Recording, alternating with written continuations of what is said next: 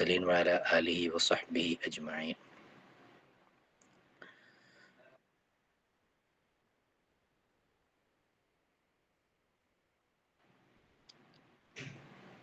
സിപ്പറ്റിൻ്റെ കീഴിലുള്ള മഹദിയ കോഴ്സിൽ ഹദീസ് പഠിപ്പിക്കുന്ന അധ്യാപികമാരാണ് ഇവിടെ ഈ സംഗമത്തിൽ പങ്കെടുക്കുന്നത്. ഞാൻ കൂടുതലായിട്ട് സംസാരിക്കാൻ ഉദ്ദേശിക്കുന്നില്ല. ഹദീസ് എന്ന് പറയുമ്പോൾ വളരെ ലളിതമായൊരു സബ്ജക്റ്റാണ്, അത്ര കോംപ്ലിക്കേറ്റഡ് ആയ ഒരു സബ്ജക്റ്റ് അല്ല. പിന്നെ ഹദീസ് പഠിപ്പിക്കുമ്പോൾ നിങ്ങൾ പഠിപ്പിക്കുന്ന പിന്നെ കിതാബുകൾ എന്ന് പറയുന്നത്, ഒന്ന് നമ്മൾ സാധാരണ പരിചയിച്ചിട്ടുള്ള ബഹദുൻ ഉസ്താദിന്റെ മുഖ്താറുൽ അഖ്ലാഖാണ്. പിന്നെ ഒന്നുള്ളത് നമ്മുടെ സിപ്പറ്റ് തന്നെ പുറത്തിറക്കുന്ന ഒരു പുസ്തകമാണ്, അതാണ് നിങ്ങൾ വേറൊന്ന് പഠിപ്പിക്കുന്നത്. പിന്നെ ഒന്ന് വരുന്നത് പിന്നെ മുഖ്തസറു റിയാദുസ് സ്വാലിഹീനാണ്. ഈ എല്ലാ കിതാബുകളുടെയും ഒരു പ്രത്യേകത എന്താണെന്ന് വെച്ചാൽ, ഇതിലൊന്നും പിന്നെ സനദ് ഉണ്ടാവില്ല, മത്തിന് മാത്രമേ ഉണ്ടാവുള്ളൂ. സാധാരണ മുത്തവ്വലായ ഹദീസിന്റെ കിതാബുകളാണെങ്കിൽ അതിൽ സനദും മത്തിനും ഉണ്ടാവും. ഇതിൽ സനദ് ഉണ്ടാവില്ല, മത്തിന് മാത്രമേ ഉണ്ടാവുള്ളൂ. എന്ന് പറഞ്ഞാൽ ഇത് ഹദീസിന്റെ ഗ്രന്ഥങ്ങൾക്ക് പല ഉദ്ദേശ ലക്ഷ്യങ്ങളുണ്ട്. ഒരു ഗ്രന്ഥം രചിക്കുന്നതിൽ മുഹദ്ദിഥീങ്ങൾക്ക് വലിയ ഗ്രന്ഥങ്ങൾ രചിച്ച ആളുകളുടെ ഉദ്ദേശം എന്താണെന്ന് വെച്ചാൽ ഹദീസിനെ ഇസ്ബാത്ത് ചെയ്യുക എന്നുള്ളതാണ്. അതായത് ഈ ഹദീസ് നബി തങ്ങളുടെ ഹദീസാണ് എന്ന് സ്ഥിരപ്പെടുത്തുക, അത് പ്രഖ്യാപിക്കുക. അപ്പൊ അതിനു വേണ്ടിയിട്ടാണ് അവർ സനദോട് കൂടി വലിയ ഗ്രന്ഥങ്ങൾ എഴുതുന്നത്. ബുഖാരി മുസ്ലിം ഒക്കെയാണ്. അപ്പൊ അതിൽ വന്നാലാണ് നമ്മൾ ഹദീസാന്ന് അംഗീകരിക്കുള്ളൂ. ഓക്കെ. പിന്നെ എന്നാൽ അതൊക്കെ വലിയ മുത്തവ്വലാത്തുകൾ, വലിയ വലിയ ഗ്രന്ഥങ്ങളായിരിക്കും. ഇതൊക്കെ ഇപ്പം ആളുകൾക്ക് പെട്ടെന്ന് എല്ലാ ആളുകൾക്കും പിന്നെ ഇങ്ങനെ വായിക്കാനോ മനസ്സിലാക്കാനോ പഠിക്കാനോ ഒന്നും കഴിയില്ല. അപ്പൊ അതുകൊണ്ട് തന്നെ ആ മുത്തവ്വലാത്തുകളിൽ നിന്ന് പിന്നെ സെലക്ട് ചെയ്ത് പണ്ഡിതന്മാർ ചൂസ് ചെയ്തെടുക്കുന്ന ഹദീസുകൾ, അതെടുക്കുന്നതിൽ അവർക്ക് എന്തുണ്ടാവും, വ്യത്യസ്തമായ പരിഗണനകൾ ഉണ്ടാവും. അതിൽ വളരെ പ്രധാനപ്പെട്ടത് മത്തുനുൽ അർബഈൻ ആണ്, നവവി ഇമാമിന്റെ മത്തുനുൽ അർബഈൻ. അപ്പോൾ അത് നവവി ഇമാം എടുത്തിട്ടുള്ളത് ഉസൂലുദ്ദീൻ എന്ന് പറഞ്ഞിട്ടാണ്. അതായത് ദീനിന്റെ അസ്ലുകളായിട്ട് മാറാവുന്ന 40 ഹദീസുകളെയാണ് ഞാൻ സെലക്ട് ചെയ്തിട്ടുള്ളത് എന്ന് അദ്ദേഹം പറയുന്നുണ്ട്. എന്നാൽ പലർക്കും പല രീതിയിലായിരിക്കും അവരുടെ സെലക്ഷൻ പോവുക. ഇതൊക്കെ യൂട്ടിലിറ്റി പർപ്പസ് നോക്കിയിട്ടാണ്. അതായത് ആളുകളുടെ ഉപയോഗം, ആളുകളുടെ ആവശ്യം, അവരുടെ ജീവിതത്തിൽ അവർക്ക് പകർത്താനുള്ള, അവരുടെ ജീവിതത്തോട് ചേർത്ത് വെക്കേണ്ട വ്യത്യസ്ത വിഷയങ്ങളുമായിട്ട് ബന്ധപ്പെട്ട ഹദീസുകളെ പെട്ടെന്ന് ആളുകൾക്ക് മനസ്സിലാക്കി കൊടുക്കുക, അതിൻ്റെ കണ്ടന്റ് മനസ്സിലാക്കി കൊടുക്കുക, ഇതാണ് അതിൻ്റെ ഉദ്ദേശം. അതുകൊണ്ടാണ് ഇതിൽ സനദൊന്നും ഉണ്ടാവാത്തത്. അപ്പോൾ ഹദീസിൻ്റെ ഗ്രന്ഥങ്ങൾ നമ്മൾ സാധാരണ ഞാൻ പലപ്പോഴും കൂടെ പറയാറുണ്ട്, ഹദീസിൻ്റെ ഗ്രന്ഥങ്ങളെ പിന്നെ നമ്മൾ പ്രൈമറി, സെക്കൻഡറി അല്ലെങ്കിൽ അൽ മസാദിറുൽ അസ്ലിയ ഗൈറു അസ്ലിയ എന്ന് വേർതിരിക്കുകയാണെന്നുണ്ടെങ്കിൽ, പിന്നെ അസ്ലിയായ ഗ്രന്ഥങ്ങളല്ല നിങ്ങൾ ഈ പഠിപ്പിക്കുന്ന ഗ്രന്ഥങ്ങളൊന്നും. അസ്ലിയായ ഗ്രന്ഥങ്ങൾ എന്ന് പറഞ്ഞാൽ നമ്മൾ കുത്തുബുസിത്ത പോലെയുള്ള ഓദർ മുതൽ നബിതങ്ങൾ വരെയുള്ള സനദുള്ള കിതാബ്, അതാണ് അസ്ലിയായ കിതാബ് എന്ന് പറയുന്നത്. അതില്ലാത്ത കിതാബുകളൊക്കെ ഗൈറു അസ്ലിയാണ്. അപ്പോൾ ഗൈറു അസ്ലിയായ കിതാബാണ്. അപ്പോൾ ഗൈറു അസ്ലിയായ കിതാബിന്റെ പർപ്പസ് എന്ന് പറയുന്നത് നബിതങ്ങളുടെ ഹദീസിനെ സംരക്ഷിക്കുക എന്നുള്ളതല്ല, അല്ലെങ്കിൽ ആ ഹദീസിനെ ഹിഫ്ള് ചെയ്യുക എന്നുള്ളതല്ല, മറിച്ച് ആ ഹദീസുകളെ നമ്മൾ ജീവിതത്തോട് ചേർത്ത് വെക്കുക എന്നുള്ളതാണ് അതാണ് യൂട്ടിലിറ്റി പർപ്പസ് എന്ന് പറഞ്ഞത്, അതിനെ ഉപയോഗിക്കുക എന്നുള്ളതാണ്. അപ്പൊ ഇതിലെ ഓതേഴ്സൊക്കെ എന്തായിരിക്കും അധികം, അത് മനുഷ്യന്റെ ജീവിതത്തിൽ പകർത്താവുന്ന രൂപത്തിലായിരിക്കും, അല്ലെങ്കിൽ അതിന് വേണ്ട ഹദീസുകളായിരിക്കും അതിൽ ധാരാളമായിട്ടും പറഞ്ഞിട്ടുണ്ടാവുക. ഇങ്ങനെയുള്ളൊരു പ്രധാന ഒരു വ്യത്യാസം ഹദീസിന്റെ ഗ്രന്ഥങ്ങൾ നമ്മൾ മനസ്സിലാക്കണം. ചിലപ്പോൾ ഞാനിത് പറയാനുള്ള കാരണം എന്താ വെച്ചാൽ, നമ്മുടെ മുമ്പിൽ വരുന്ന ഒരു പഠിതാവ് ചിലപ്പോൾ അയാൾ ഹദീസ് എന്ന് പറയുമ്പോൾ അയാൾ കേട്ടിട്ടുണ്ടാവും, അത് വളരെ സൂക്ഷ്മതയോടുകൂടി ചെയ്യുന്നതാണ്. അപ്പോൾ അന്നാൻ എന്നൊക്കെ പറഞ്ഞ് ഓരോ ആളുകളും നിബിധങ്ങൾ വരെയുള്ളതിലാണ് പറയാന്നൊക്കെ കേട്ടിട്ട് ചിലപ്പോൾ ഈ ക്ലാസ് വന്നിരിക്കുമ്പോൾ ഷെയ്ഖ് കിതാബിൽ അങ്ങനെ ഇല്ലല്ലോ, എന്താ പിന്നെ ഇമാം ഒരു കിതാബ് എഴുതിയിട്ട് അദ്ദേഹം സനദൊന്നും പറയാത്തത് എന്ന് ഒരു കുട്ടിക്ക് ധാരണ ഉണ്ടാവാൻ പാടില്ല. അത് ആ നിൽക്കാണ് ഞാൻ പറയുന്നത്. അപ്പം ഗ്രന്ഥങ്ങൾ പല വിധമുണ്ട്, പിന്നെ പല പർപ്പസുകൾക്ക് എഴുതപ്പെട്ടതാണ്. ഇമാമിന്റെ പർപ്പസ് എന്ന് പറയുന്നത് അദ്ദേഹം അതിന് മുഖദ്ദിമയിൽ പറഞ്ഞിട്ടുണ്ട്, ഞാൻ ആളുകൾക്ക് ഉപയോഗിക്കാനും അവരുടെ ജീവിതത്തിൽ ചേർത്ത് വെക്കാനും, പിന്നെ രഖത്തുൽ ഖൽബ്, നമ്മുടെ ഹൃദയങ്ങളെ സോഫ്റ്റ് ആക്കാനും പിന്നെ ഖസ്വത്തുൽ ഖുലൂബ് മാറ്റാനൊക്കെ ഉതകുന്ന ഹദീസുകളാണ് ഞാനിത് പറയുന്നത്. അത് ആളുകൾക്ക് എളുപ്പമാകാൻ വേണ്ടി അതിൻ്റെ സനത് കളഞ്ഞുകൊണ്ട് ഞാൻ എടുത്ത മർജിയിലേക്ക് മടക്കി. ബുഖാരി ആണെങ്കിൽ ബുഖാരി, അല്ലെങ്കിൽ മുസ്ലിം ആണെങ്കിൽ മുസ്ലിം ആയിരിക്കും മടക്കി. അപ്പോൾ അവിടെ ചെന്നാൽ എനിക്ക് സനത് കിട്ടും. അങ്ങനെ പറയാനാണ് ഞാൻ ഉദ്ദേശിക്കുന്നത് എന്ന് പറഞ്ഞിട്ടുണ്ട്. ഇതാണ് ഒന്നാമത്തെ കാര്യം. പിന്നെ രണ്ടാമത്തെ കാര്യം, ഹദീസ് പഠിപ്പിക്കുക എന്ന് പറയുമ്പോൾ ഇപ്പം പിന്നെ ഹദീസ് വായിക്കും നിങ്ങൾ, പിന്നെ അതിൻ്റെ അർത്ഥമൊക്കെ അവർക്ക് പറഞ്ഞു കൊടുക്കും, പിന്നെ ഷറഹുകളൊക്കെ നിങ്ങൾ നോക്കും. അതൊന്നും ഇപ്പം ഞാൻ പ്രത്യേകം പറയേണ്ട ആവശ്യമില്ലല്ലോ. പിന്നെ എന്നെ കുറച്ചുകൂടി പിന്നെ താല്പര്യപ്പെടുത്തുന്നൊരു സംഗതി, ഞാൻ സാധാരണ ഹദീസ് എടുക്കുന്ന സമയത്ത് എല്ലാവരോടും പറയാൻ ആഗ്രഹിക്കുന്ന ഒരു സംഗതി എന്ന് പറയുന്നത്, ഹദീസ് എന്ന് പറഞ്ഞാൽ നബി സല്ലല്ലാഹു അലൈഹി വസല്ലം തങ്ങളുടെ ജീവിതത്തിലെ ഓരോ നിമിഷങ്ങളെ അടയാളപ്പെടുത്തുന്ന ഒരു സംഗതിയാണല്ലോ ഈ പിന്നെ ഹദീസ് എന്ന് പറയുന്നത്. അത് ഒരു ഇപ്പം നമ്മൾ ഉദാഹരണമായിട്ട് ഒരു ഇവന്റിന് പോയി, നിങ്ങളിപ്പം നമ്മൾ എന്ത് ചെയ്യുക, ഒരു കല്യാണത്തിന് പോയി സങ്കല്പിക്കുക. ഒരു കല്യാണത്തിന് പോയാൽ അവിടെ ഒരു ഫോട്ടോഗ്രാഫർ ഉണ്ട്, അയാളിങ്ങനെ ഫോട്ടോ എടുത്തുകൊണ്ടേ ഇരിക്കുന്നുണ്ട്. അപ്പോൾ ആളുകൾ വരുന്നത് മുതൽ പോകുന്നത് വരെയുള്ള കുറേ പിക്കുകൾ അയാൾ എടുക്കുന്നുണ്ട്. അപ്പം അതിൽ നിന്ന് ഒരു ക്ലിക്കിൽ കുടുങ്ങിയിട്ടുള്ള ഒരു ഫോട്ടോ ഫ്രെയിം ചെയ്ത് വെച്ചാൽ അത് ആ ഇവന്റിന്റെ ഒരു ചെറിയ ഒരു മൊമെന്റ് മാത്രമാണ്. ഒരു സെക്കൻഡിന്റെ ഒരു അടയാളപ്പെടുത്തൽ മാത്രമാണ്. ആ ഇവന്റിന്റെ ദ ഹോൾ ഇവന്റ് അതിലില്ല. എന്ന് പറഞ്ഞതുപോലെ നബ്സാസ്മാ തങ്ങൾ 23 വർഷത്തിനിടയിൽ പലപ്പോഴായി പലരോടായി സംസാരിച്ചതോ ചെയ്തതോ അല്ലെങ്കിൽ മൗനാനുവാദം നൽകിയതോ ഒക്കെ ആയിട്ടുള്ള ഓരോ സംഭവ വികാസങ്ങളുടെ ഒരു ചെറിയ ഫ്രാഗ്മെന്റ്സ് ആണ്, അല്ലെങ്കിൽ ഫ്രാഗ്മെന്റ് ആണ് എന്ത് ചെയ്യുന്നത് നമ്മൾ ഹദീസ് എന്ന് പറയുന്നത്. അപ്പൊ ചിലപ്പോൾ ഇതിന്റെ തുടക്കം ഉണ്ടാവും, ഒടുക്കം ഉണ്ടാവും, പിന്നെ അത് ഒരുപാട് ഇന്റർ കണക്റ്റഡ് ആയിരിക്കും.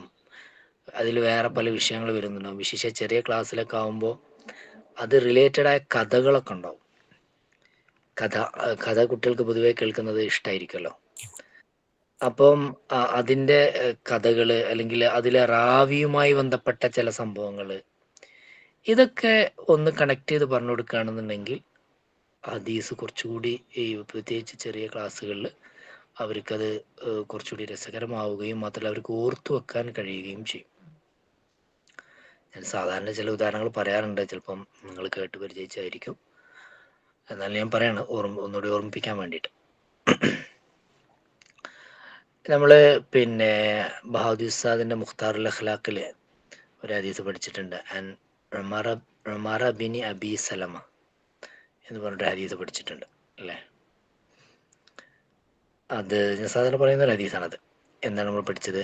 സമ്മില്ലാഹ വകുൽ ബിയമീനിക വകുൽ മിമ്മാ യലീക എന്ന് പറയുന്നൊരു ഹദീസാണ്.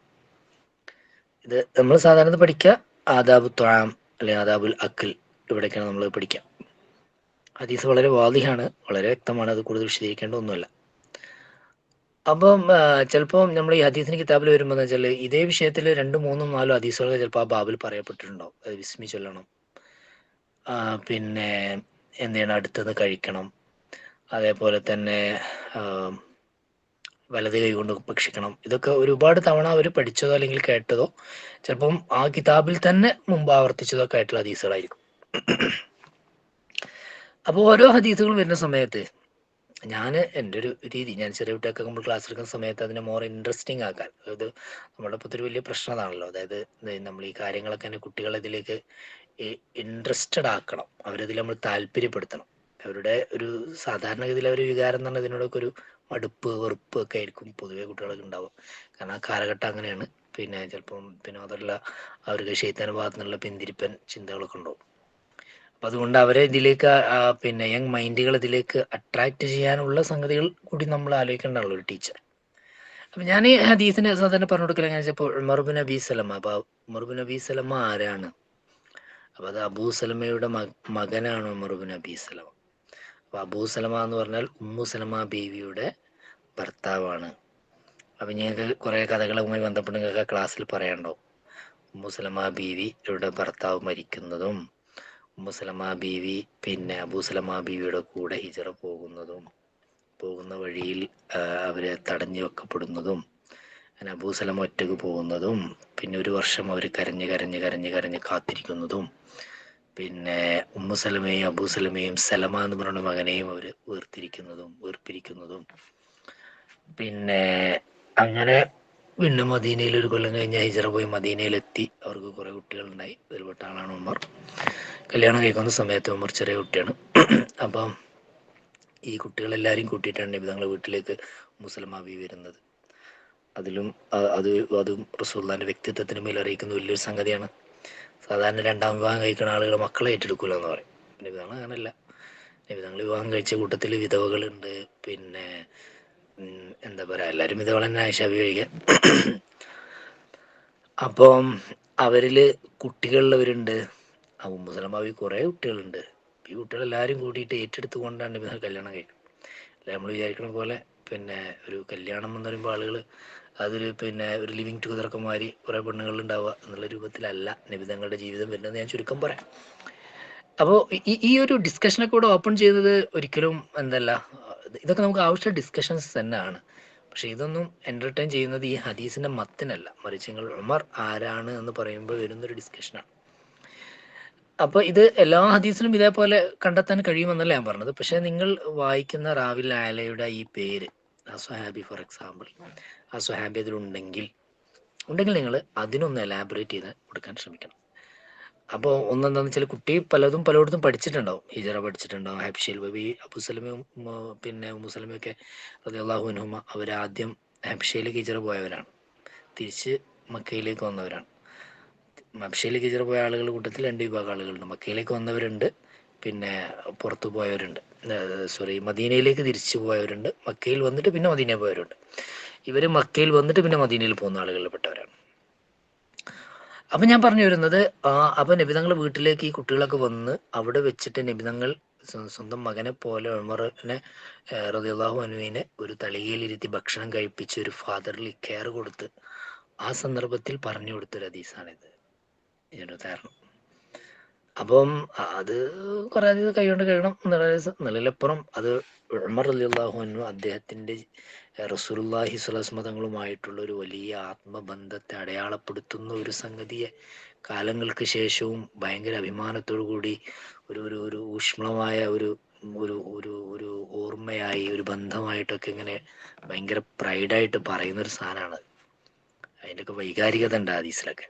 നബി തങ്ങളുടെ കൂടെ ഭക്ഷണം കഴിച്ചതൊക്കെ അത് ലോകം അതിനെങ്ങനെ കാതോർത്ത് കേൾക്കും. അവരൊക്കെ ഒരു നാട്ടിലേക്ക് ചെന്നാൽ അവരോട് ചോദിക്കും, നിങ്ങൾ നബിതങ്ങളുമായിട്ടുള്ള ബന്ധം എന്താണ്, നബിതങ്ങളെ കുറിച്ച് എന്തെങ്കിലുമൊക്കെ പറയുമ്പോൾ ഞാൻ നബിതങ്ങളിങ്ങനെ ഒരുമിച്ച് ഭക്ഷണം കഴിക്കാറുണ്ട്, എന്നെ പിടിച്ച് പോയി ഇരുത്തും, തളികയിലിരുത്തും. അപ്പം ഞാൻ തളികയിലിൻ്റെ കൈയൊക്കെ അങ്ങോട്ടും ഇങ്ങോട്ടും അങ്ങനെ പോകും, ഞാൻ അവിടുന്ന് ഇവിടുത്തെ അങ്ങനെ തിന്നും. അപ്പം എന്നോട് നബിതങ്ങൾ പറഞ്ഞു, ഇങ്ങനെയല്ല ഭക്ഷണം കഴിക്കേണ്ടത്, നിങ്ങളിങ്ങനെയാണ് കഴിക്കേണ്ടതെന്ന് കൊച്ചുകുട്ടിയായിരിക്കും എന്നെ പഠിപ്പിച്ചത്. അപ്പോൾ ഒരു ഉദാഹരണം പറഞ്ഞത് മാത്രം. ഇതുപോലെ ഒരുപാട് ഉദാഹരണങ്ങൾ നിങ്ങൾക്ക് ഉണ്ടാകും. പക്ഷെ ഇത് നമ്മൾ എന്ത് ചെയ്യണമെന്ന് വെച്ചാൽ ആ കണ്ടന്റിനെ മാത്രം ബേസ് ചെയ്ത് പിന്നെ നിൽക്കുന്നതിന് പകരം അതിൻ്റെ മത്തിനിൽ അപ്പുറത്ത് ആ റാവിൽ അലയിലേക്കോ അല്ലെങ്കിൽ ഹദീസിൽ തന്നെ പരാമർശിക്കപ്പെടുന്ന ഏതെങ്കിലും ചില ഇവന്റുകളിലേക്കോ നമ്മളൊന്ന് പോകുന്നത് നല്ലതാണ്. അപ്പോൾ അങ്ങനെ പോകണമെന്നുണ്ടെങ്കിൽ ഇഷ്ടംപോലെ കാര്യങ്ങൾ നമുക്കതിൽ കാണാൻ കഴിയും. എൻ്റെ ഓർമ്മയിലേക്ക് വന്ന ഒന്ന് ഞാൻ പറഞ്ഞു എന്ന് മാത്രം. അപ്പോൾ ഒരു അഡീഷൻ, ഞാൻ പലപ്പോഴും വിട്ടുപോകുന്നൊരു അഡീഷൻ അല്ലെങ്കിൽ ആ സാധാരണ കാണാത്തൊരു സംഗതിയാണ്, ഇങ്ങനെ ഇസ്ലാമിക് ഹിസ്റ്ററിയുമായിട്ട് അല്ലെങ്കിൽ സീറയുമായിട്ട് കണക്ട് ചെയ്യാനുള്ള ഒരു സൗകര്യം നമുക്ക് ഉണ്ടായിരിക്കണം. ഇപ്പോൾ ഉദാഹരണമായിട്ട് പിന്നെ ഹുദൈബിയ സന്ധി അല്ലെ, അങ്ങനെ ഇസ്ലാമിക ലോകത്ത് പ്രധാനമായിട്ട് വന്നിട്ടുള്ള മൈൽ സ്റ്റോണുകളായിട്ടുള്ള കാര്യങ്ങൾ നമ്മളിപ്പോഴും അറിഞ്ഞിരിക്കണം. ഹുദൈബിയ സന്ധി നടക്കുന്നത്, പിന്നെ അപ്പോൾ അതിനുശേഷം ഉംറത്തുൽ ഖളാ, ഹുദൈബിയ സന്ധിന് അന്ന് അവർ ഉംറ ചെയ്യാൻ പറ്റിയില്ല, തിരിച്ചു പോന്നു. പിന്നെ ഉംറത്തുൽ ഖളാ നടക്കുന്നത്, ഹുദൈബിയ സന്ധിയിൽ സന്ധി ചെയ്തു. അപ്പം സന്ധി ചെയ്തപ്പോൾ എന്തായി, നബി സല്ലല്ലാഹു അലൈഹി വസല്ലം തങ്ങൾ സന്ധി ചെയ്തതോടുകൂടി യുദ്ധം നിന്നു അല്ലേ, യുദ്ധം നിന്നു. അപ്പം യുദ്ധം നിന്നു എന്ന് പറഞ്ഞാൽ പിന്നെ അതിൻ്റെ അർത്ഥം എന്താണെന്ന് വെച്ചാൽ നബി സല്ലല്ലാഹു അലൈഹി വസല്ലം തങ്ങൾക്ക് കുറച്ചുകൂടി ഇൻ്റലക്ച്വൽ പിന്നെ കാര്യങ്ങളിൽ ഫോക്കസ് ചെയ്യാൻ പറ്റി. യുദ്ധമാകുമ്പോൾ നബിതങ്ങൾക്ക് അതിനേ സമയം ഉണ്ടാവുള്ളൂ. അപ്പം നബിതങ്ങൾ കിട്ടിയ ഉപയോഗിച്ചുകൊണ്ടാണ് എന്ത് ചെയ്യുന്നത്, ഈ രാജാക്കന്മാർക്കൊക്കെ കത്തുകൾ എഴുതാൻ തുടങ്ങി, മുലൂക്കുകൾക്കൊക്കെ കത്ത് എഴുതാൻ തുടങ്ങി. അപ്പം ട്രീറ്റി ഉണ്ടാകുമ്പോൾ അതിന് നടക്കുള്ളൂ, മറ്റു സമയം ഉണ്ടാവില്ല. നമ്മൾ ബാല് മൊത്തം ഇതിൽ ഒരു യുദ്ധം എന്ന് പറഞ്ഞാൽ ഇപ്പം എത്ര പ്രിപ്പയർ ചെയ്യണം, എത്ര സമയം ചിലവഴിക്കണം, എത്ര സമ്പത്ത് ചിലവഴിക്കണം, അങ്ങനെയൊക്കെ വേണമല്ലോ. അപ്പോൾ കുറേ പ്ലാൻ ചെയ്യണം. അപ്പോൾ ഇവർക്ക് നിരന്തര യുദ്ധങ്ങളായിരുന്നു ഉണ്ടായിരുന്നത്. അപ്പോൾ അതുകൊണ്ടാണ് ട്രീറ്റ് വന്നു. ട്രീറ്റ് വന്ന സമയത്ത് പിന്നെ നബിതങ്ങൾ ചെയ്തത് ഡിപ്ലോമസി ശക്തമാക്കാൻ തുടങ്ങി. രാജ്യങ്ങൾക്ക് കത്തുകൾ അയക്കുക, അവരോടൊക്കെ ബന്ധം സ്ഥാപിക്കുക. മാത്രമല്ല അപ്പൊ സമാധാനം സ്ഥാപിക്കപ്പെട്ടപ്പോൾ എന്ത് ചെയ്തു, പിന്നെ നബിതങ്ങളുടെ അടുക്കിലേക്ക് ഒരുപാട് വഫ്ദുകൾ വരാൻ തുടങ്ങി. ഉദാഹരണം പറയാം, ചിലപ്പോൾ നിങ്ങൾ ഇതിൽ വരുന്ന സ്ഥലത്തുണ്ടാവും വഫ്ദ് അബ്ദുൽ ഖൈസിന്റെ ഒരു വഫ്ദ് നബിതങ്ങളുടെ അടുത്ത് വന്നു എന്ന് പറഞ്ഞാൽ അതിന്റെ അർത്ഥം എന്താണെന്ന് വെച്ചാൽ ദൂരെയുള്ള ഒരു ഗോത്രക്കാര്, അവര് വഫ്ദ് അബ്ദുൽ ഖൈസ് വരുന്നത് ബഹ്റൈനിൽ നിന്നാണ്. അപ്പൊ നിങ്ങൾക്ക് ചെറിയ ജോഗ്രഫിയും അറിയേണ്ടി വരും അങ്ങനെയൊക്കെ പറയുകയാണെന്നുണ്ടെങ്കിൽ. അപ്പൊ അതൊക്കെ എല്ലാം ഇപ്പോൾ ടീച്ചേഴ്സിന് അറിയാമെന്ന് ചോദിച്ചാൽ ഞാൻ പറഞ്ഞത് ഒരു ടീച്ചറും കുട്ടിയുടെ കൂടെ ഇങ്ങനെ ഇതാവുമല്ലോ, നമുക്കിപ്പോൾ എന്താ വെച്ചാൽ എല്ലാ വിവരങ്ങളും പെട്ടെന്ന് കിട്ടും. അപ്പോൾ പിന്നെ അറ്റ്ലീസ്റ്റ് ഒന്ന് അതിന്റെ ഷറഹ് നോക്കുക, അല്ലെങ്കിൽ ഇന്റർനെറ്റിലൊന്ന് ആ പേരൊന്ന് സെർച്ച് ചെയ്ത് നോക്കിയാൽ തന്നെ പ്രാഥമികമായ വിവരങ്ങളൊക്കെ നമുക്ക് വേഗം ഇന്റർനെറ്റിൽ നിന്ന് കിട്ടും. പിന്നെ അതിന്റെ സോഴ്സ് ഒന്ന് നോക്കി ഏത് സോഴ്സിൽ നിന്നാണ് ഇന്റർനെറ്റ് കോട്ട് ചെയ്യുന്നത്, പറ്റുകയാണെങ്കിൽ ആ കിതാബുകളൊക്കെ അധികം സെഹ്റവികളും പിന്നെ വഫിയകളൊക്കെ ഉണ്ടാവില്ല. അപ്പൊ നിങ്ങൾ എന്ത് ചെയ്യുക, അതിന്റെ ആ ഗ്രന്ഥങ്ങളിലേക്ക് ഒന്ന് പോവുക, അല്ലെങ്കിൽ ഇസാബ ഫി തമീസ് സഹാബയിലേക്കോ ഉസുദുൽ ഗാബെ ഇങ്ങനെ സ്വഹാബികളെ കുറിച്ചൊക്കെ പറയുന്ന ഗ്രന്ഥങ്ങളിലേക്ക് പോയാലും മതി. അപ്പൊ ഞാൻ പറഞ്ഞത് ഈ വഫ്ദുകളൊക്കെ വരുന്നത് അപ്പം ഹുദൈബിയ സന്ധിന്റെ ശേഷമാണ്.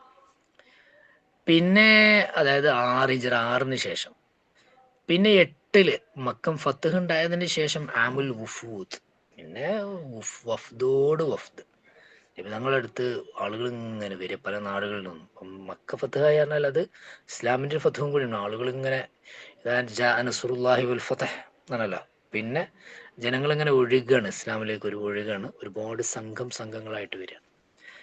അപ്പൊ ഞാൻ പറഞ്ഞത് എന്താണെന്ന് വെച്ചാൽ ഇപ്പോൾ നിങ്ങളൊരു ഹദീസ് പഠിക്കുകയാണെന്ന് വെക്കുക, അപ്പൊ അതിലൊരു വഫ്ദ് വന്നൊരു സംഗതിയാണ് അതിൽ പറയണമെന്നുണ്ടെങ്കിൽ ഒരു ടീച്ചർക്ക് അറ്റ്ലീസ്റ്റ് പിന്നെ എന്താ പറയുക മനസ്സിലാക്കാൻ കഴിയണം, അല്ലെങ്കിൽ അവർക്ക് റിലേറ്റ് ചെയ്യാൻ കഴിയണം. വഫ്ദുകളാണെങ്കിൽ അപ്പോൾ അധിക വഫ്ദുകളും വന്നിട്ടുള്ളത് പിന്നെ ഹുദൈബിയ സന്ധിക്ക് ശേഷമാണ്. അതിൽ തന്നെ കൂടുതലായിട്ടും വന്നിട്ടുള്ളത് മക്കം ഫത്തിന്റെ ശേഷമാണ്, അല്ലെങ്കിൽ മക്കം ഫത്ത് നടന്നതിന് ശേഷം ഹിജറ 8-ാം വർഷത്തിലാണ്. അപ്പോ പിന്നെ ഇനി അതല്ലാത്തൊരു സംഭവം അതിനു മുമ്പുള്ള ഒരു സംഗതിയാണെന്നെങ്കിൽ നമ്മളത് പ്രത്യേകം പറയണം. ഇത് എക്സെപ്ഷൻ ആണ്, അതിന് മുമ്പ് വന്നതാണ് എന്നാലും നമ്മൾ എക്സെപ്ഷൻ പറയണം.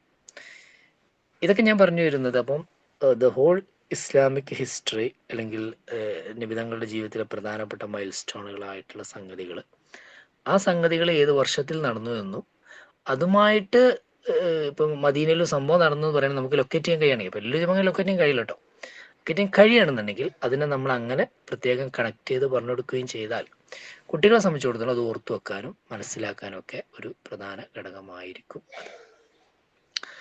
പിന്നെ ഇതാണ് എൻ്റെ ഒരു പ്രധാന സംഗതി ഉള്ളത്. നിങ്ങൾ അങ്ങനെ ചെയ്യണം, നിങ്ങളും അതിനൊപ്പം അങ്ങനെ വളരണം. നമ്മളും അങ്ങനെ തന്നെയാണല്ലോ, കുറേ വായിക്കുകയും പഠിക്കുകയും ചെയ്യുമ്പോഴാണ് നമ്മളിത് വളരുക. ഇനി ഞാൻ ആ പോയിന്റിൽ കൂടുതൽ പറയുന്നില്ല, നമുക്ക് വേണമെങ്കിൽ ഡിസ്കഷനിൽ വേണമെങ്കിൽ പറയാം. പിന്നെ ഒന്നുള്ളത് എന്തിനാണ് നമ്മൾ ഹദീസ് പഠിപ്പിക്കുന്നത് എന്നുള്ളതാണ്. ഹദീസ് പഠിക്കുന്നത് പലർക്കും പല ആവശ്യമാണ്. അത് ശരിക്കും നിങ്ങൾ മനസ്സിലാക്കേണ്ട ഒരു പോയിന്റാണ്. ഞാൻ ആ കിതാബ് ബേസ് ചെയ്തല്ല, മൊത്തത്തിലാണ് പറയുന്നത്. അതായത് പിന്നെ ഇപ്പം സലഫികൾ ഉണ്ടാവും. സലഫികൾ എന്ന് പറഞ്ഞാൽ നമ്മൾ അവരെ 2 ടൈപ്പ് സലഫികൾ എന്ന് പറയും. മോഡേണിസ്റ്റ് സലഫികളുണ്ട്, ട്രഡീഷണലിസ്റ്റ് സലഫികൾ, ഇങ്ങനെ രണ്ടാക്കി തിരിക്കാറുണ്ട് സാധാരണഗതിയിൽ. മോഡേണിസ്റ്റ് സലഫി എന്ന് പറഞ്ഞാൽ നമ്മളുടെ പിന്നെ ഈജിപ്ഷ്യൻ സലഫിസം എന്നൊക്കെ നമ്മൾ പണ്ട് പറയാറുള്ള, പിന്നെ ബുദ്ധിക്ക് നിരക്കാത്ത, അല്ലെങ്കിൽ ശാസ്ത്രത്തിന് നിരക്കാത്ത എന്നൊക്കെ തോന്നുന്ന, കുറച്ച് പഴഞ്ചനാണെന്നൊക്കെ തോന്നുന്ന കാര്യങ്ങളൊക്കെ നിഷേധിക്കുന്ന ഒരു വിഭാഗം ആളുകൾ. ഇതാണ് ഒന്ന്. പിന്നെ അതാണ് ഈ മോഡേണിസ്റ്റ് സെൽഫ്. മോഡേണിസ്റ്റ് ആണ് അവര്. അപ്പോൾ മോഡേണിസ്റ്റ് എന്ന് പറയുന്നത് വെച്ചാൽ മോഡേൺ യുഗത്തിന്റെ കാഴ്ചപ്പാടുകളോട് പിന്നെ ചിന്തകളോടൊക്കെ അരികു ചേർന്നുകൊണ്ട് ഹദീസിനെ സ്വീകരിക്കാതിരിക്കുക അങ്ങനെ കാഴ്ചപ്പെടും. മോഡേണിറ്റി ആണ് മെയിൻ. അതിനോട് എപ്പോഴും സമരസപ്പെട്ടുകൊണ്ട് നമ്മൾ പോകേണ്ടത്, അതിനനുസരിച്ചിട്ട് നമ്മൾ കാല് മുറിക്കാണ് വേണ്ടത് എന്ന് പറയുന്ന ആള്. പിന്നെ അതിൽ ഒരുപാട് ആളുകൾ ഉണ്ടായിട്ടുണ്ട്. ഇപ്പം CN അഹമ്മദ് മൗലവി, നിങ്ങൾ കേട്ടിട്ടുണ്ടാവും. CN അഹമ്മദ് മൗലവി, അദ്ദേഹത്തിനൊരു സ്വഹീൽ ബുഖാരിയുടെ ഒരു പരിഭാഷ, അപ്പം അതിലൊക്കെ അദ്ദേഹം അങ്ങനെയാണ് ചെയ്യുക. അതിന് ഖുറാൻ പരിഭാഷ ഉണ്ട്. ആ ഖുറാൻ പരിഭാഷയെ എതിർത്തുകൊണ്ട് കൂടിയിട്ടാണ് നമ്മളെ KV മുഹമ്മദ് മുസ്ലിയാർ ബഹദൂസ് എഡിറ്റ് ചെയ്തിട്ടുള്ള ബഹുമാനപ്പെട്ട KV ഉസ്താദ്, അദ്ദേഹം ഖുറാൻ പരിഭാഷ ചെയ്തില്ല. അതിൽ പ്രധാനമായിട്ടുള്ള ഒരു വിമർശനങ്ങൾ നടക്കുന്നത് CNN എതിരെയാണ്.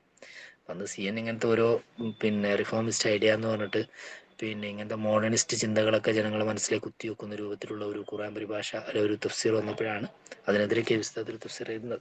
അതിന്റെ പശ്ചാത്തലം കൂടി ഉണ്ട്. അപ്പൊ ഇതൊരു മോഡേണിസ്റ്റ് സലഫി ആശയങ്ങളാണ്. അവരാണ് എപ്പോഴും എന്താ വെച്ചാൽ അവർ പറയല് ഹദീസിൽ ഒരുപാട് ഖുറാഫാത്തുകൾ ഇസ്ലാമിലേക്ക് കയറി വന്ന ഹദീസിലൂടെയാണ്. അപ്പോൾ അതുകൊണ്ട് ഹദീസുകളൊക്കെ റിജക്ട് ചെയ്യണം, അതിനൊന്നും അങ്ങനെ വാല്യൂ കൽപ്പിക്കേണ്ട ആവശ്യമില്ല, അത് നമ്മളിങ്ങനെ മുറുകെ പിടിക്കണോണ്ടാണ് നമ്മൾ എന്ത് ചെയ്യുന്നത് ഇങ്ങനെ പഞ്ചനായിട്ട് ഓൾഡായിട്ട് പോകണം എന്നൊക്കെയുള്ള ഒരു വാദം അവർ ഉന്നയിക്കും. വേറൊരു ടീമാണ് എന്ത് പിന്നെ ട്രഡീഷണലിസ്റ്റ് സലഫി എന്ന് പറയും. ട്രഡീഷണലിസ്റ്റ് സലഫി എന്ന് പറഞ്ഞാൽ നമ്മളുടെ ചില ആളുകൾ ഉണ്ടാവില്ല, നമ്മളൊക്കെ എന്തെങ്കിലും വിഷയങ്ങളൊക്കെ പറഞ്ഞാൽ അവർ ചോദിക്കുന്നത് അതിൽ ഹദീസ് ഉണ്ടോ, അല്ലെങ്കിൽ നമ്മളൊരു സംഗതി നമ്മളൊരു ഹദീസ് പറഞ്ഞ പോലെ പറയാം അത് സ്വഹിയല്ല അത് വൈഫലാന്നൊക്കെ പറഞ്ഞുള്ള കുറേ ആളുകൾ ഉണ്ടാവില്ല, അങ്ങനത്തെ ആളുകൾ. ഇത് ശരിക്കും ഒരു പിന്നെ സൗദി അറേബ്യ അല്ലെങ്കിൽ മിഡിൽ ഈസ്റ്റ് ഒക്കെ ബേസ് ചെയ്തിട്ടുള്ള വന്ന ഒരു ട്രെൻഡാണ് എന്ത് ട്രഡീഷണലിസ്റ്റ് സെലഫിസം എന്ന്. ഇവരെ വാദം എന്താ വെച്ചാൽ നമ്മൾ ബുദ്ധിക്ക് നിരക്കൂല എന്ന് നോക്കേണ്ട ആവശ്യമില്ല, അല്ലെങ്കിൽ ശാസ്ത്രം അത് നമ്മൾ നോക്കേണ്ട ആവശ്യമില്ല. റസൂലുള്ളാഹി സ്വല്ലല്ലാഹു അലൈഹി വസല്ലം ഹദീസിൽ എന്താണ് വന്നത് അത് അതേപോലെ നമ്മൾ വിഴുങ്ങുക. പിന്നെ പക്ഷെ അവിടെ നോക്കേണ്ടത് ഈ ഹദീസ് സ്വഹിയാണോ ദഈഫാണോ നോക്കണം. ദഈഫാണെങ്കിൽ ഒരു നിലക്ക് എടുക്കാൻ പാടില്ല, സ്വഹിയായത് മാത്രമേ എടുക്കാൻ പാടുള്ളൂ. ഈ സ്വഹിയാണോ ദഈഫെന്ന് ആരാ തീരുമാനിക്കുക? അത് നമ്മ തീരുമാനിക്കും. ഇതാണ് അവരുടെ രീതി. നമ്മ തീരുമാനിക്കും. നമ്മ തീരുമാനിക്കുന്ന പറഞ്ഞാൽ ഓര് തീരുമാനിക്കും. സലഫികൾ ഇപ്പോൾ ഉദാഹരണമായിട്ട് അൽബാനി, ഓരൊരു പ്രധാനപ്പെട്ട വക്താവാണ് അൽബാനി. അപ്പോൾ അൽബാനി ഇത് സ്വയാന്ന് പറഞ്ഞാൽ സ്വയേ. അതിന് മുമ്പ് ഇനി വലിയ പണ്ഡിതന്മാരോ മതേബിൻ്റെ ആളുകളോ ഒന്നും ഓല് സ്വീകരിക്കില്ല. ഓല് പറയും, ഓല് പരിശോധിച്ചിട്ട് ഓല് പറയുന്നത് സ്വയാണ് വൈഫാണ്, എന്നിട്ട് ഓല് പറഞ്ഞത് ഓല് സ്വീകരിക്കും, ബാക്കിയുള്ള ഓല് സ്വീകരിക്കില്ല. ഈ നിലപാടാണ് ട്രഡീഷണൽ സലഫികൾ. ഇനി അത് അൽബാനി സ്വഹിയാണെന്ന് പറഞ്ഞാലോ, അൽബാനി പറഞ്ഞത് മിൻഹും റജുലും മിൻഹും, അപ്പോൾ അവർ പരിശോധിക്കുന്നുണ്ട് അവർ സ്വഹിയാന്ന് പറഞ്ഞാൽ പിന്നെ അതിൽ എന്തില്ല, നമ്മൾ ഉസൂലോ ഖിയാസോ പിന്നെ നസ്സോ എത്രാദ് അങ്ങനത്തെ കാര്യങ്ങളൊന്നുമില്ല, അത് നമ്മൾ അതേപോലെ സ്വീകരിക്കണം. ഇതാണ് അവരുടെ വാദം. എന്നാൽ ഇതിൽ നിന്ന് വ്യത്യസ്തമായിട്ടാണ് നമ്മളുടെ പൊസിഷൻ, അതുകൊണ്ട് നമ്മൾ മനസ്സിലാക്കാം. അപ്പോൾ അവരാണെങ്കിൽ നമ്മുടെ എല്ലാത്തിനും ഹദീസുണ്ടോ ചോദിക്കാം. നമ്മുടെ പൊസിഷൻ എന്താണെന്ന് വെച്ചാൽ നമ്മൾ ട്രഡീഷണലിസ്റ്റ് സുന്നികളായിട്ടാണ് നമ്മൾ അറിയപ്പെടുക. അത് നമുക്ക് 3 ഫീച്ചേഴ്സ് ഉണ്ടാവും. മദ്ഹബിൽ വിശ്വസിക്കും. അപ്പോൾ നമ്മളൊരു ഹദീസിൽ നിന്ന് നേരെ എന്താവില്ല ഹുക്കും എടുക്കൂല. ഇത് ഞാൻ അത് പറയുമ്പോൾ പ്രത്യേകം മനസ്സിലാക്കണേ, അത് എടുക്കൂല. നമ്മളെന്താ ചെയ്യുക, ഷാഫി ഫിഖ്ഹിൽ ആ വിഷയത്തിൽ എന്താണ് പറഞ്ഞതെന്നാണ് നോക്കുക. അപ്പോൾ ആളുകൾ നമ്മോട് ചോദിക്കും, അപ്പോൾ നിങ്ങളെന്താ ഹദീസ് എടുക്കൂലേ, ഹദീസിനെ പിൻപറ്റാൻ റസൂൽ പറഞ്ഞിട്ട്. റസൂൽ ഹദീസിനെ പിൻപറ്റാനല്ല പറഞ്ഞു, റസൂലുള്ള നബിതങ്ങളെ സുന്നത്തിന് പിൻപറ്റാണ് പറഞ്ഞത്. സുന്നത്ത് എന്ന് പറഞ്ഞാൽ നബിതങ്ങളുടെ ചര്യ എന്ന് പറയുന്നത് അത് ഒരുപാട് ഹദീസുകളിൽ നിന്ന് കിട്ടുന്ന ഒരു ആശയമാണ് സുന്നത്ത് എന്ന് പറയുന്നത്. ലഫിക്ക് കിതാബിൽ കൊണ്ടുപോയി യുസന്നു കഥ, അതെന്താ ഫഖീഹ് എഴുതിയൊക്കെയുള്ള കാരണം അതിനെ ബലപ്പെടുത്തുന്ന ഒരുപാട് ഹദീസുകളോ അല്ലെങ്കിൽ ഖിയാസുകളോ ഒക്കെ വന്നിട്ടുണ്ടാവും. ഖിയാസ് തന്നെ വേറെ ഹദീസിൽ നിന്ന് ഇസ്തിംബാത്ത് ചെയ്തതാണ്, ഡയറക്റ്റ് ഇങ്ങനെ വന്നില്ല, പക്ഷെ ഇതിനോട് സമാനമായത് വേറെ അടുത്ത് വന്നിട്ടുണ്ട്. അപ്പോൾ അതിൽ നിന്ന് അയാൾക്ക് കിട്ടുന്ന ഒരു അറിവാണ് ഈ സുന്ന എന്ന് അയാൾ എടുക്കുന്നത്. ചിലപ്പോൾ ഒരു പർട്ടിക്കുലർ ഹദീസ് നോക്കിയാൽ ചിലപ്പോൾ അതിനെതിരായിരിക്കും, പക്ഷെ ഒരുപാട് ഹദീസുകൾ നോക്കുമ്പോൾ ഇതാണ് ഉണ്ടാവുക. അപ്പോൾ അതുകൊണ്ട് നമ്മൾ സുന്നത്തിനെ പിൻപറ്റുന്നത്, അല്ലാതെ ഒരു ഹദീസിനല്ല പിൻപറ്റുന്നത്. ഞാൻ പറഞ്ഞാൽ മനസ്സിലാക്കണം. ശരിക്കും നമ്മളൊരു ഹദീസ് ഉണ്ടായിട്ട് നമ്മളൊരു കിതാബിൽ ഹദീസ് ഓതും, അപ്പോൾ ഹദീസിനെതിരേക്കാരം നമ്മൾ അമൽ വരുന്നുണ്ടാവും. എന്ത് ഈ ഹദീസിനെ നമ്മൾ പിൻപറ്റാത്ത, ഹദീസിനെ പിൻപറ്റണ്ടേ, ഖുർആൻ ഹദീസിനെ പിൻപറ്റണ്ടേ, ഹദീസിനെ പിൻപറ്റണം, സുന്നത്തിനെ പിൻപറ്റണ്ടേ. നബി സല്ലല്ലാഹു അലൈഹി വസല്ലം തങ്ങൾക്ക് ഈ വിഷയത്തിലുള്ള താല്പര്യം എന്താണ് എന്ന് ഒരുപാട് ഹദീസുകൾ നോക്കി വായിച്ച് മനസ്സിലാക്കി പഠിച്ചിട്ട് ആ ഫഖീഹ് നമുക്ക് പറഞ്ഞു തരാണ് ഇതാണ് റസൂലുള്ളാഹിന്റെ വിഷയത്തിൽ താല്പര്യം, അപ്പോൾ അത് നമ്മൾ പിൻപറ്റും. അങ്ങനെ നമ്മൾ ചെയ്യാം. അപ്പം നമ്മൾ അങ്ങനെ ചെയ്യുമ്പോൾ മദ്ഹബിൻ്റെ ആളുകളാണ്, അവർക്ക് ഉസൂലുകൾ ഉണ്ടാവും, ഫുറൂകൾ ഉണ്ടാവും, അത് നോക്കിയിട്ടൊക്കെയാണ് അവർ ചെയ്യുക, അല്ലാതെ ഒരു ഹദീസ് നേരിട്ട് ഇസ്തിംബാത്ത് ചെയ്യല്ല ചെയ്യും. ഇതാണ് ഒരു ഫീച്ചർ നമ്മളുടെ. രണ്ടാമത്തെ നമ്മുടെ ഫീച്ചർ എന്ന് പറയുന്നത് നമ്മൾ തസവുഫിനെ അംഗീകരിക്കുന്നവരായിരിക്കും. തസവുഫ് എന്ന് പറയുമ്പോൾ നമ്മൾ അമലുകൾ മാത്രമല്ല ഖൽബ് തസ്ഫിയത്ത് ചെയ്യണം, അപ്പോൾ അതിന് വേണ്ട പ്രവർത്തനങ്ങളൊക്കെ ചെയ്യണം. പിന്നെ അതിൻ്റെ അമലുകളൊക്കെ ഉണ്ട്, ദിക്റുകളുണ്ട്, മറ്റു മറിച്ചുകളൊക്കെ ഉണ്ട്. ഇതിന് കൂടുതൽ പ്രാധാന്യം കൊടുക്കുന്നവരും ആ സൂഫി സിൽസിലകൾ, അതിലെ മശായിഖന്മാർ, അവരുടെ അടുത്ത് പോകുക, അവരെ സിയാറത്ത് ചെയ്യുക, ഇങ്ങനത്തെ സ്വഭാവമുള്ളവരായിരിക്കും. മൂന്നാമതൊരു സ്വഭാവം ഉള്ളത് അഖീദയിൽ നമുക്കൊരു മതബ് ഉണ്ടാവും, ഏതർ അശ്ശരി അല്ലെങ്കിൽ മാതുരിദി മതബിനെ ഫോളോ ചെയ്യുന്നവരായിരിക്കും. ഈ 3 ആളുകളെയാണ് നമ്മൾ സാധാരണഗതിയിൽ ട്രഡീഷണലിസ്റ്റ് സലഫികൾ സുന്നികൾ എന്ന് പറയും. ഇതിൽ സൂഫിസത്തെ ട്രഡീഷണൽ സലഫികൾ അംഗീകരിക്കില്ല എന്ന് മീൻസ് അവർ ഖൽബ് നന്നാക്കിനെ കുറിച്ചൊക്കെ പറയും, പക്ഷെ സൂഫി ലീനിയേജിനെയോ ത്വരീഖകളെയോ ഇതിനൊന്നും അവർക്ക് നമ്മൾ അംഗീകരിക്കുന്ന പോലെ അംഗീകരിക്കാൻ കഴിയില്ല. അവർ പലപ്പോഴും അതിൻ്റെ വിമർശകരായിരിക്കും. അല്ലെങ്കിൽ ഒരു സൂഫി പ്രാക്ടീസ് നാട്ടിലുണ്ടെങ്കിൽ അതിന് ഹദീസ് തെളിവുണ്ടോ എന്ന് അവർ ചോദിക്കും. നമ്മളങ്ങനെ ചോദിക്കില്ല, നമ്മൾ പറയില്ല അത് ഹദീസിന് മുഖാലിഫ് അല്ലാതിരുന്നാൽ മതി. പറഞ്ഞല്ലേ, ഇപ്പോൾ കല്യാണത്തിന് പന്തലിടൽ ഹദീസിലുണ്ടോയെന്ന് ചോദിച്ചാൽ അങ്ങനല്ല, പന്തലിടരുത് എന്ന് ഹദീസിൽ വന്നാൽ മതി, അല്ലാതെ എല്ലാത്തിനും തെളിവ് വേണമെന്നില്ല. അപ്പം നമ്മൾ ഫക്കീനോട് ചോദിച്ചാൽ ജായിസ് എന്ന് പറയും. കാരണം എന്താ വെച്ചാൽ അങ്ങനെ ചെയ്യരുതെന്ന് പോലും വന്നിട്ടില്ല. ഇനി വരുന്ന ആളുകൾക്ക് വെയിലുള്ളെന്ന് പേടിച്ചിട്ടാണോ ഓ സുന്നത്ത് അതിഥികളെ പരിഗണിച്ചു എന്നുള്ളത്, അങ്ങനെയൊക്കെ ആയിരിക്കും അവരൊക്കെ പറയും. അത് സുന്നാനകത്ത് പന്തലിട്ടിനോ അങ്ങനെ ഒരു ചോദിക്കൂല. കാരണം അവിടെ ഡിഡക്ഷൻ മെത്തേഡ് പോവുക വേറെ രീതിയിലായിരിക്കും നടക്കും. അപ്പം ഞാൻ പറഞ്ഞു വരുന്നത് ഈ ട്രഡീഷണൽ സുന്നികളായിരിക്കും നമ്മൾ പിന്നെ ഹദീസ് പഠിക്കുന്ന സമയത്ത് നമ്മൾ അധികം പഠിക്കുക എന്തിനാന്ന് വെച്ചാൽ നമ്മുടെ ഒരു പ്രയോറിറ്റി അതിൽ വരുന്നത് ഒന്ന് ഹിസ്റ്റോറിക്കൽ പർപ്പസ് ഞാൻ പറഞ്ഞു, രണ്ടാമത്തെ ഒരു പർപ്പസ് എന്ന് പറയുന്നത് അദബ് ആദാബുകൾ അത് പഠിക്കാം. അഹ്കാമുകൾക്കപ്പുറം ആദാബുകൾ. ആദാബും അഹ്കാമും തമ്മിൽ ചിലയിടത്തൊക്കെ ഭയങ്കര വ്യത്യാസങ്ങൾ ഉണ്ടാവും അല്ലേ, ഉണ്ടാവും. അപ്പം നമ്മൾ കുടുംബജീവിതത്തിൽ തന്നെ ഉണ്ടാവുമല്ലോ, കുടുംബജീവിതത്തിൽ തന്നെ നമുക്ക് അങ്ങനെ ആദാബും അഹ്കാമും. നമ്മളിപ്പോൾ ഭാര്യ ഭർത്താക്കന്മാരുടെയൊക്കെ കുടുംബജീവിതങ്ങളൊക്കെ പോകുന്നത് അഹ്കാം ബേസ് ചെയ്തിട്ടല്ല. ഹുക്കുമ്പ് ഇപ്പം എന്തൊക്കെയാ, നിങ്ങൾക്ക് ഭർത്താവിന് തിരുമ്പി കൊടുക്കണ്ട എന്നായിരിക്കും ഹുക്കുമുണ്ടാവുക. പക്ഷെ നിങ്ങൾ തിരുമ്പി കൊടുക്കൂലേ, കാരണം എന്താണ്, അതൊരു ഭർത്താവിനെ ബഹുമാനിക്കുക അല്ലെങ്കിൽ അവരെ സ്നേഹിക്കുക, നല്ല സ്നേഹബന്ധം ഉണ്ടാവുക. ആ ഒരു സ്നേഹം ഒരു അഥവാണ്. ആ ഒരു സ്നേഹവും ഒരു വൈകാരിക ബന്ധത്തിന്റെ ഒക്കെ അടിസ്ഥാനത്തിൽ നമ്മൾ ചെയ്യുന്നത്. ഭർത്താവിന് അങ്ങനെ തന്നെ ആയിരിക്കും. നിങ്ങൾക്ക് ചിലപ്പോൾ ഒരു ഡ്രസ്സ് എടുത്തിട്ട് ഷെറിൽ പറഞ്ഞിട്ടുണ്ടാവും, പക്ഷെ ഒരു ഡ്രസ്സ് അവർക്ക് എടുത്തരാം, 4, 5 ഡ്രസ്സുകളൊക്കെ എടുത്തിട്ടുണ്ടാവും. അത് അവർ തിരിച്ചൊരു സ്നേഹം കൊണ്ടാണ് നിങ്ങൾ പെരുമാറുന്നത്. അപ്പൊ അത് പിന്നെ നമ്മൾ ഈ ഹുക്കുമെന്നൊക്കെ പറഞ്ഞാൽ അതിപ്പോ നിങ്ങൾ തമ്മിൽ പ്രശ്നമായി, പിന്നെ എന്തായാലും അടിയായി തല്ലായിട്ട് കോടതിക്കാണ് ചെന്നാൽ കോടതി 30 മിനിറ്റ് മറിക്കും. ഇന്ന് ആ ഹുക്കുമുകളും മാസത്തിൽ ഇറച്ചി നീന്നോ എന്നുള്ളതൊക്കെ അപ്പോഴാണ് എടുക്കുക. അല്ലാതെ പിന്നെ നമ്മളിങ്ങനെ മാസത്തിൽ ഒരു ഇറച്ചി, പിന്നെ അല്ല ഒരാഴ്ചയിൽ ഒരു ഇറച്ചി, ഒറ്റ ഇറച്ചി അങ്ങനെ പറഞ്ഞിട്ടൊന്നും അല്ല ആ കുടുംബജീവിതങ്ങൾ മുന്നോട്ട് പോകാം. അപ്പം ഞാൻ പറഞ്ഞിരുന്നത് ഒന്ന് അദബാണ്, മറ്റൊന്നത് ഹുക്കുമാണ്. അപ്പം ഈ ആദാബുകൾ എന്ന് പറയുമ്പോൾ നബിസ്വല്ലല്ലാഹുവിന്റെ ജീവിതത്തിൽ ഒരുപാട് അദബുകൾ നമുക്ക് പഠിക്കാനുണ്ടാവും, ഒരുപാട് അദബുകൾ. ഈ അദബുകൾ എന്ന് പറയുമ്പോൾ പിന്നെ അതൊരു പ്രൊഫഷണലിസം പറയുന്നത് ഞാൻ പറയാം. വേണമെങ്കിൽ നമുക്ക് അങ്ങനെ പറയാം. നമ്മളൊരു കമ്പനി ചെല്ലുന്ന സമയത്ത് അവരിങ്ങനെ ഇപ്പോൾ ഒരുപാട് കാര്യങ്ങൾ പറയും. ടൈ ഇങ്ങനെ കെട്ടണം, പിന്നെ താടി ഇങ്ങനെ ആയിരിക്കണം, പിന്നെ എന്താ പറയുക എത്ര കൂടുതൽ മുടി വെക്കാൻ പാടില്ല, പിന്നെ പാൻറ് എല്ലാവരും ഒരേ പോലെ ആയിരിക്കണം. നിങ്ങൾക്ക് എന്തിനാ ആവശ്യം, നമ്മളങ്ങനെ ചോദിക്കാറുണ്ടോ? കമ്പനിയിൽ കമ്പനി എന്താ, കമ്പനി കാർ വെക്കുന്ന കമ്പനിയാണ്. കാർ വെക്കാൻ ഇപ്പം പിന്നെ ടൈ കെട്ടിക്കൊള്ളുന്നുണ്ടോ, ആരും ചോദിക്കുമോ? ഇല്ലല്ലോ. നമ്മളെല്ലാ കമ്പനി ചെല്ലുമ്പോൾ തന്നെ അതൊക്കെ ഉണ്ടെങ്കിൽ നമുക്ക് ആ കമ്പനിയോ ഇത് സ്റ്റാൻഡേർഡ് കമ്പനിയാണല്ലോ, ഇത് ഹൈലി പ്രൊഫഷണൽ ആണുള്ളവർ, നമ്മളതിനെ അപ്രീഷിയേറ്റ് ചെയ്യുന്നുണ്ട് നമ്മുടെ മനസ്സ്. ഇതേപോലെ ഇസ്ലാമിൽ എന്തുണ്ട്, കുറേ പ്രൊഫഷണലിസം, ഞാൻ പ്രൊഫഷണലിസം എന്ന് വിളിക്കുകയാണ്. പക്ഷേ അതിന് അദബുകളായിട്ട് പറഞ്ഞിട്ട് ഇപ്പം നല്ല ഡ്രസ്സ് ധരിക്കുക, വൃത്തി ഉണ്ടായിരിക്കുക, മുടി ചീകി വെക്കുക, പിന്നെ എന്താ പറയുക വസ്ത്രം ധരിക്കുന്ന മോഡസ്റ്റ് ആയിരിക്കുക, പിന്നെ വലത് കാല ആദ്യം ഇടുക, ഇടത് കാല് പിന്നെ ഇടുക, പിന്നെ ഇടത്തെ കൈ കൊണ്ട് പിന്നെ മോശമായ കാര്യങ്ങൾക്ക് ഇടത്തെ കൈ ഉപയോഗിക്കുക, വലത്തെ കൈ എപ്പോഴും നല്ല കാര്യങ്ങൾക്ക് മാത്രം ഉപയോഗിക്കുക. ഇതൊക്കെ ഒരു പ്രൊഫഷണലിസത്തിന് മേൽ അറിയിക്കുന്നുണ്ട് തീർച്ചയായിട്ടും. എപ്പോഴും മിസ്വാക്ക് ചെയ്തുകൊണ്ടിരിക്കുക, വയനാട്ടില്ലാതിരിക്കുക, ഇങ്ങനത്തെ കാര്യങ്ങളൊക്കെ ഇതൊക്കെ അദബുകളാണ്. നമ്മൾ സുന്നത്തുകളെന്നും പറയാം, അല്ലെങ്കിൽ അദബുകളെന്നും പറയാം.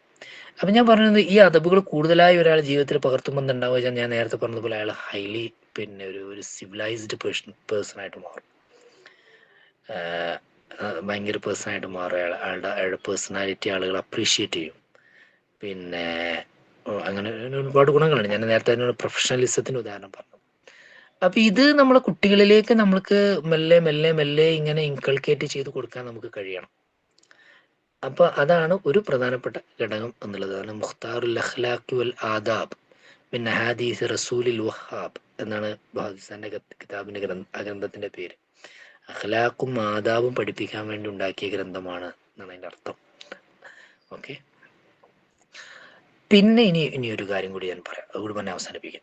എന്നുവെച്ചാൽ ഹദീസ് പഠിക്കുന്നതിൻ്റെ സമറത്ത് ഞാൻ കണ്ട വേറെ സമറത്ത് എന്താണെന്ന് വെച്ചാൽ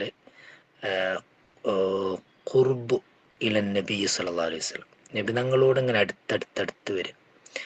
അടുത്തടുത്ത് വരിക എന്ന് പറഞ്ഞാൽ അതെ, നമ്മൾക്ക് ഈമാൻ എന്ന് പറഞ്ഞാൽ ഇപ്പം എന്താണ്, അള്ളാഹു ഉണ്ട് നമ്മൾ വിശ്വസിക്കുന്നത്. ഞാൻ ഇപ്പോൾ സംസാരിക്കുന്നത് അള്ളാഹു തന്ന കഴിവുകൊണ്ടാണ്, നിങ്ങളൊക്കെ നിൽക്കുന്ന അള്ളാഹു തന്ന കഴിവുകൊണ്ടാണ്. അള്ളാഹു ഉദ്ദേശിച്ചാൽ ഇതൊക്കെ ഇടിച്ചു പൊളിഞ്ഞു പോകും. പിന്നെ ഭൂമി അതോ അവൻ്റെ ഭൂമിയാണ്, അവൻ്റെ ഭൂമിൻ്റെ മേലാണ് നമ്മൾ ചവിട്ടിയിട്ടുള്ളത്. മരിക്കാനുള്ളതാണ്, പിന്നെ മരണമുണ്ട്, ഖബറുണ്ട്, അതിന് ശേഷം ഹയാത്തുണ്ട്, ബാസുണ്ട്, ഷൂറുണ്ടൊക്കെ നമ്മൾ വിശ്വസിക്കുന്നുണ്ടല്ലോ. ഇതൊക്കെ ഈമാനാണ്. അപ്പോൾ അള്ളാഹു ഉണ്ട്. പിന്നെ അള്ളാഹു എന്ത് ചെയ്തിട്ടുണ്ട്, ഈ ഭൂമിയിൽ മനുഷ്യന്മാരെ സൃഷ്ടിക്കുമ്പോൾ മനുഷ്യന്മാർക്ക് ആവശ്യമായ നോളേജ് എവിടുന്നാണ് കിട്ടുന്നത്, നോളേജ് ശാസ്ത്രം പറയാം ഇങ്ങനെ ഒബ്സർവ് ചെയ്തിട്ട് ഭൂമി നമ്മളിങ്ങനെ അക്വയർ ചെയ്തെടുക്കുന്ന നോളേജാണ്. പക്ഷെ നമ്മൾ പറയാം അങ്ങനെയല്ല, എല്ലാ നോളേജ് നമ്മൾ അക്വയർ ചെയ്ത് കിട്ടുന്നതല്ല. കുറേ നോളേജുകൾ അള്ളാഹു മേലെ നിന്ന് ഇറക്കി തരണം നമുക്ക്. മേലെ ഞാൻ പറഞ്ഞത് അലങ്കാരികം, അള്ളാഹു ഇറക്കി തരണം. അങ്ങനെ അള്ളാഹു നേരിട്ട് അമ്പിയാക്കളുടെ കൽബിൽ ഇറക്കി കൊടുക്കുന്ന വിജ്ഞാനമാണ് റിവീൽഡ് സയൻസ്, അല്ലെങ്കിൽ അൽ ഉലൂം അൽ മുഹ ഇല നബി സല്ലല്ലാഹു അലൈഹി വസല്ലം എന്നൊക്കെ നമ്മൾ പറയുന്നത്. അതായത് ഉലൂമുൽ വഹി, വഹീൻ്റെ അറിവുകൾ, റിവീൽഡ് നോളേജ് നമ്മൾ പറയുന്ന സാധനം. അപ്പം ഇത് നമ്മൾ കുട്ടികൾക്ക് പഠിപ്പിച്ചു കൊടുക്കണം. റിവീൽഡ് നോളേജ് പറഞ്ഞൊരു സാധനം ഉണ്ട് ഇസ്ലാമിൽ, അത് നമ്മൾ അംഗീകരിക്കണം. അതിനെ അംഗീകരിക്കാതെ അതിനുവേണ്ടി നബി തങ്ങളെ അയച്ചിട്ടുള്ളതെന്നും അതൊരു നോളേജിൻ്റെ സോഴ്സ് ആണെന്നും അത് നമ്മൾ ബാക്കിയുള്ള സയൻസ് ഒന്നും പറയില്ല ഓൽക്ക്. അപ്പോൾ ലോകത്ത് ആളുകൾക്ക് ഇല്ലാത്തൊരു, പിന്നെ ഓൽക്കൊക്കെ 4 സോഴ്സാണുള്ളതെന്നുണ്ടെങ്കിൽ നമുക്ക് 5 സോഴ്സ് ഉണ്ട്. നമുക്ക് ബാക്കിയുള്ളതൊക്കെ നമ്മൾ സോഴ്സ് തന്നെയാണ്. ലോകം കാണുക, പഠിക്കുക, ഗവേഷണം ചെയ്യുക, സ്റ്റെസ്കോപ്പിലൂടെ കിട്ടുന്ന അറിവ്, ഇതൊക്കെ അറിവ് തന്നെയാണ്. പക്ഷേ അതിന് പുറമെ ഒരു അഡീഷണൽ സാധനം കൂടി നമുക്ക് തന്നിട്ടുണ്ട്. അതാണ് എന്ത് ഹദീസ് എന്ന് പറയുന്നത്, വഹി എന്ന് പറയുന്നത്. ആ വഹീൻ്റെ ഒന്നാണ് മത്ലൂവായ വഹി, അതാണ് ഖുർആൻ. ഒരു മത്ലൂവായ വഹിയാണ് ഹദീസ്. അപ്പോൾ നിങ്ങളിത് പറയുമ്പോൾ തന്നെ അപ്പം അള്ളാഹുവിൽ നിന്ന് കിട്ടിയിട്ടുള്ള, അള്ളാഹുവിനെ നേരിട്ട് കണ്ട, പിന്നെ നരകം കണ്ട, സ്വർഗം കണ്ട, അവിടെ സഞ്ചരിച്ചു വന്നിട്ടുള്ള ഒരാളാണ് നബിതങ്ങൾ. അപ്പം ആ നബിതങ്ങൾ കണ്ട ആ കാഴ്ച വെച്ചുകൊണ്ടാണ് നമ്മോട് പറയുന്നത്. നബിതങ്ങൾക്ക് അതിലൊരിക്കലും ശക്കില്ല. പിന്നെ അപ്പം നമ്മളാണെങ്കിൽ ട്രസ്റ്റ് ചെയ്യുന്നത് നബിതങ്ങളെയാണ്. നബിതങ്ങൾ പറഞ്ഞിട്ടുണ്ടെങ്കിൽ അത് സത്യമാണ്, അങ്ങനെ ഉണ്ടായിട്ടുണ്ട്. അപ്പം ഈ ഒരു എപ്പിസ്റ്റമോളജി ഉണ്ടല്ലോ, അതായത് ഈ നോളേജ് സ്ഥാപിക്കപ്പെടുന്നത് എങ്ങനെയാണെന്നുള്ള ആ ഫിലോസഫി, അതും കൂടി നമ്മൾ എന്താക്കണം, ഇങ്ങനെ കുട്ടികൾക്ക് പറഞ്ഞു കൊടുത്തുകൊണ്ടിരിക്കണം. ഇത് ഉലൂമുൽ വഹിയാണ്. ഇത് പിന്നെ നമുക്ക് വേറെ നിലക്ക് കിട്ടില്ല, സെൻസസ് കൊണ്ട് കണ്ടെത്താൻ പറ്റുന്നതല്ല ഈ നോളേജ്. അത് നിബിധങ്ങൾ തന്നെ പറഞ്ഞു തരണം, നിബിധങ്ങൾ കണ്ടിട്ട് പറഞ്ഞതാണ്. അപ്പോൾ നമ്മൾ നിബിധങ്ങൾ കാണുന്നു. നിബിധങ്ങളോട് നമ്മൾ കാണുന്നത് ഈ ഗ്രന്ഥങ്ങളിൽ നിന്ന് കാണുന്നു നിബിധങ്ങളെ. നിബിധങ്ങൾ അള്ളാഹുവിനെ കാണുന്നു, പിന്നെ ആഖിറം കാണുന്നു, അവിടെ നേരിട്ട് നമുക്ക് അത് പറഞ്ഞു തരുന്നു. ഈ ഒരു നോളേജ് എന്നുള്ളത് നമ്മുടെ വലിയൊരു ട്രഷറാണ്, നമുക്കുള്ള ഒരു ട്രഷറാണ്. ഈ ട്രഷർ എന്തില്ല, ഈ ഒരു ഖനി എന്ന് പറയുന്നത്, അത് പിന്നെ ലോകത്ത് വെസ്റ്റേൺസിനോ അല്ലെങ്കിൽ പിന്നെ ലോകത്തുള്ള മറ്റാളുകൾക്കൊന്നും ഇല്ലാത്തതാണ്. നമുക്ക് അതിന് വിധങ്ങൾ അംഗീകരിക്കുന്ന ആൾക്കേ ആ വഹി കിട്ടുള്ളൂ, ആ ഒരു നോളേജ് കിട്ടുള്ളൂ. കാരണം ആദ്യം ഇത് അംഗീകരിക്കണം. ഞങ്ങളൊരു നബിയെ, അള്ളാഹു നബിയെ അയക്കുന്നുണ്ടെന്നും ആ നബിക്ക് ഇതൊക്കെ കണ്ടിട്ട് അയാൾ കണ്ട് ബോധ്യപ്പെട്ട് അദ്ദേഹം എന്തെങ്കിലും നമുക്ക് ഒന്ന് പഠിപ്പിച്ചു തരികയാണെന്നുള്ളത് നമുക്ക് ബോധ്യപ്പെടണം. അത് നമ്മുടെ മനസ്സിൽ രൂഢമൂലമാവണം, ഈമാൻ. അപ്പോഴാണ് ഈ നോളേജ് നമുക്ക് ഉപകാരപ്പെടുക. അപ്പോൾ പ്രോക്സിമിറ്റി ടു ദ പ്രൊഫറ്റ്, നബി ഞങ്ങൾ ഇങ്ങനെ അടുത്തറിയാൻ സഹായിക്കുന്നതായിരിക്കണം ഓരോ ഹദീസും. അവരിലേക്ക് ഇങ്ങനെ ബന്ധിപ്പിക്കുന്നതായിരിക്കണം. നബി ഞങ്ങളെ സ്വപ്നം കാണാൻ നമ്മൾ സഹായിക്കുന്നതായിരിക്കണം. പിന്നെ നബി ഞങ്ങളെ സിയാറത്ത് ചെയ്യാൻ നമ്മൾ പ്രേരിപ്പിക്കുന്നതായിരിക്കണം. എപ്പോഴും കൂടുതൽ സ്വലാത്തെല്ലാം പ്രേരിപ്പിക്കുന്നതായിരിക്കണം. പിന്നെ എല്ലാ അറിവുകളും അത് അവിടത്തിലൂടെയാണ് വരുന്നത് എന്നുള്ളൊരു ബോധം, അല്ലെ? അനിൽ ഖാസിം, ഞാനാണ് ഇൽമുകളൊക്കെ വീതിച്ചു കൊടുക്കുന്നത് നബിതങ്ങൾ പറഞ്ഞിട്ടുണ്ട്. അപ്പം അങ്ങനെ വീതിച്ചു കൊടുക്കുന്ന ആളാണ് നബിതങ്ങൾ എന്നുള്ളൊരു ബോധം അവനുണ്ടാകുന്നത് രൂപത്തിലേക്കും ഒരു നബിതങ്ങളുമായിട്ടുള്ള ഒരു അലാഖത്ത്, ഒരു ബന്ധം അത് സ്ഥാപിക്കുന്നതിലേക്കും കൂടിയിട്ട് നമ്മുടെ ഹദീസ് സ്റ്റഡി മാറണം. അത്രയാണ് എനിക്ക് പറയാനുള്ളത്. ഞാൻ അവസാനിപ്പിക്കുകയാണ്. അപ്പോൾ ഈ ജവാനിബുകളൊക്കെ ഒന്ന് നിങ്ങളിലേക്ക് ആഡ് ചെയ്ത് കൊടുത്താൽ മതി. ബാക്കിയുള്ള കാര്യങ്ങളൊക്കെ നിങ്ങൾക്ക് അറിയുന്നതാണ്. ഇനി എന്തെങ്കിലും ഉണ്ടെങ്കിൽ നിങ്ങൾ ചോദിക്കാം, ഇൻഷാ അല്ലാഹ് അതിനനുസരിച്ച് മറുപടി വരാം. അസ്സലാമു അലൈക്കും വറഹ്മത്തുള്ളാഹി.